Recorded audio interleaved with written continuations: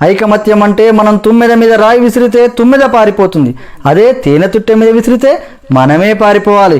ఇద్దరూ కొట్టుకుంటే ఒక్కరే గెలుస్తారు. రాజీ పడితే ఇద్దరూ గెలుస్తారు. మెట్టల విలువ వేలలో కానీ వేసేది కాళ్ళకి, కుంకుమ విలువ రూపాయలలో కానీ పెట్టుకునేది నుదుటిపైన. విలువ ముఖ్యము కాదు, ఎక్కడ పెట్టుకుంటామనేది ముఖ్యము. ఉప్పులాగా కటువుగా మాట్లాడేవాడు నిజమైన మిత్రుడు. చక్కెరలాగా మాట్లాడి మోసగించేవాడు నీచుడు. ఉప్పులో ఎప్పుడూ పురుగులు పడ్డ దాఖలాలు లేవు. తీపిలో పురుగులు పడని రోజూ లేదు. ఏడుస్తూ ఈ లోకంలో అడుగుడుతావు, ఏడిపిస్తూ ఈ లోకాన్ని వదిలి వెళ్ళిపోతావు. రమ్మన్నా సన్మార్గంలోకి ఎవ్వరూ రారు, వద్దన్నా చెడు మార్గాన్నే ఎంచుకుంటారు. పాలు అమ్మేవాడు ఇల్లులు తిరగాలి, సారాయి అమ్మేవాడి దగ్గరికే అందరూ వెళతారు. పాలల్లో నీళ్లు కలిపినావా అని అడుగుతారు, ఖరీదైన సారాయిలో నీళ్లు కలిపి తాగుతారు. పెళ్లి ఊరేగింపులో బంధుమిత్రులు ముందు, వరుడు వెనకాల. శవయాత్రలో శవము ముందు, బంధుమిత్రులు వెనకాల. శవాన్ని ముట్టినందుకు స్నానం చేస్తారు. మూగజీవులను చంపి భుజిస్తారు. కొవ్వొత్తులను వెలిగించి చనిపోయిన వారిని గుర్తు చేసుకుంటారు. కొవ్వొత్తులను ఆర్పి జన్మదినాన్ని ఆచరిస్తారు. హే మానవా, పుట్టినప్పుడు జాతకము, మధ్యలో నాటకము, చావగానే సూతకము, అయినా ఆగదు జనుల మధ్య కౌతుకము. కష్టమొస్తే భగవంతుని కొలుస్తావు, ఆయన నీకు రాబోయే కష్టాన్ని ఆపడు. నిత్యం స్మరిస్తే కొండంత కష్టాన్ని గోరంత చేసి సులువుగా దాటే శక్తి నీకిస్తాడు. కష్టాలు కుంభవృష్టిలా నిన్ను ముంచేస్తే నీకు గొడుగు పట్టి కాపాడతాడు, గుర్తుంచుకో.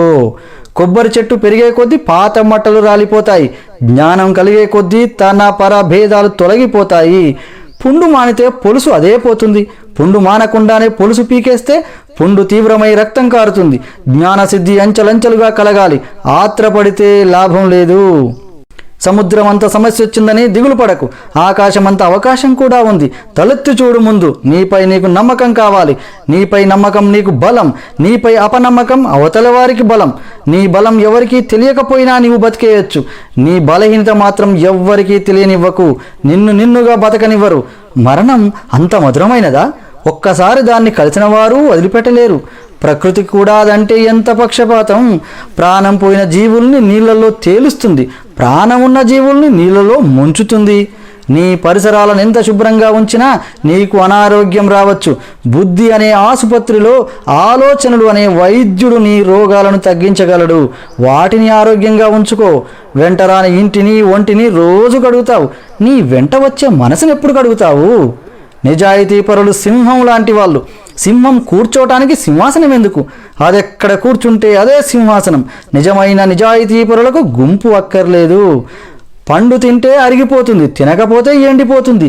జీవితం నువ్వు ఖుషిగా గడిపినా, భయపడుతూ గడిపినా కరిగిపోతుంది. వచ్చే జన్మలో నువ్వెవరో, ఎక్కడ, ఎలా పుడతావో, అసలు జన్మ ఉందో లేదో తెలీదు. నువ్వు నా వాళ్ళు అనుకుంటుంటే వాళ్ళు తర్వాత వాళ్ళ కోసమే బతుకుతారు. నీకంటూ ఎవరు ఉండరు, ఏమీ మిగలదు. అర్థం చేసుకుంటే పుట్టిన దగ్గర నుంచి పోయేందుకే మన ప్రయాణం. ఈ మాత్రం దానికి పుట్టడం ఎందుకో తెలియదు. తెలుసుకోవటంలోనే ఉంది కిటికంతా. అందుకే ఈ జీవితం అంతా. మరణం దగ్గర పడితేనే మహాసత్యాలు బోధపడతాయి. పని చేయడానికి పని మనిషి దొరుకుతుంది, వంట చేయడానికి వంట వాళ్ళు దొరుకుతారు. రోగం వస్తే నీ బదులు భరించడానికి ఎవరూ దొరకరు. వస్తువు పోతే దొరకచ్చు, జీవితం పోతే మళ్ళీ దొరకదు. తెరపడే రోజు ఏం తెలిసినా ప్రయోజనం ఏంటి? పక్కన ఎంతమంది ఉన్నా, ఎంత సంపద ఉన్నా ఏంటి? 40 లక్షల కారైనా, 4000 సైకిల్ అయినా రోడ్డు ఒకటే. 10 అంతస్తుల మేడైనా, పూరి గుడిసైనా వదిలేసే పోవాలి. రైలు జనరల్ బోగిలో వెళ్ళినా, ఫస్ట్ క్లాస్లో ప్రయాణించినా స్టేషన్ రాగానే ఒకేసారి దిగిపోతారు.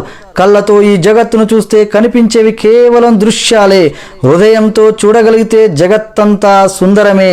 మానవులుగా బతకడం కాదు, మానవత్వంతో బతకాలి. సర్వే జనా సుఖినో భవంతు.